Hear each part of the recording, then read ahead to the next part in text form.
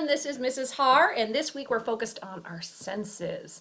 And we're going to look at hearing, and there is some anatomy and physiology a little bit this week. Not that I expect you to memorize it, but just to get a strong understanding of, how you hear and the different parts of the ear. So the anatomy of the ear we're going to cover, because you will have a test at the end. Now keep in mind, for this test you can take it twice, so learn from it, and please feel free to reference your slides earlier where it kind of talks about the different parts of the ear, because if you can find the information, that is a huge skill. So I don't expect you to memorize everything, but I want you to be able to find the information. So there will be a test on how hearing kind of works, just briefly, because you guys need to understand that hearing is one of your senses, and it's how we take in clues from our environment and how we interpret what's going around with us.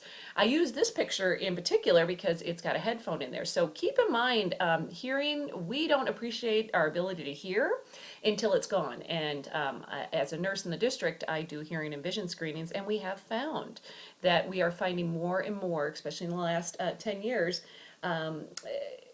adolescents, teenagers with hearing loss, and this is due to wearing these kind of earphones very loud, and they can actually damage their hearing. And once you damage it, you can't get it back. So just kind of keep that in mind. If people next to you can hear the music that's in your ear, then it's probably too loud.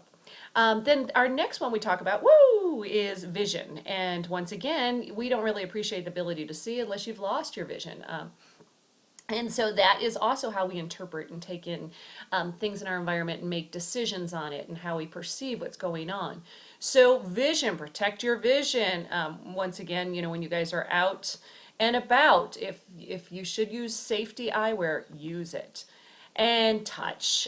Touch we use all the time, the sense of touch. And once again, this is how we kind of take clues from our environment for us to decipher information, and we make decisions.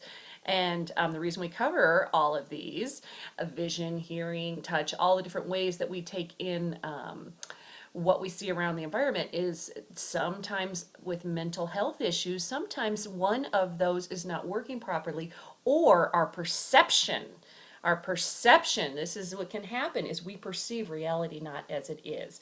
So that's why we're covering our senses right now. And perception, we're going to spend a lot of time on this unit. You're going to do some kind of experiments and assignments, and hopefully you'll be kind of make things that make you go when you watch and see some of the things that we think we're seeing one thing and it may be something else. And so one of the assignments you're going to be doing this week is where you're going to actually do it on someone. You can do it a family, friend, mom, dad, whoever. You're going to do an interpretation assignment. So there's directions there. You're going to see if they interpret what they're perceiving correctly or not. It's funny how our mind thinks it sees certain things certain ways, and maybe not. So we're going to talk about our senses this week.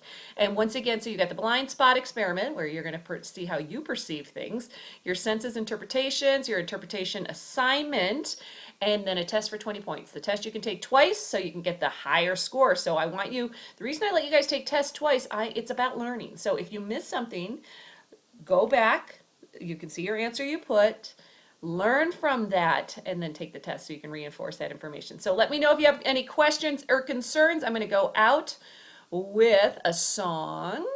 Gosh, this is old. Van Morrison, called The Brown Eyed Girl. Thought I'd throw eye in there and the color, so, since we're doing senses. All right, guys, let me know if you have any questions or concerns. Thanks, everyone.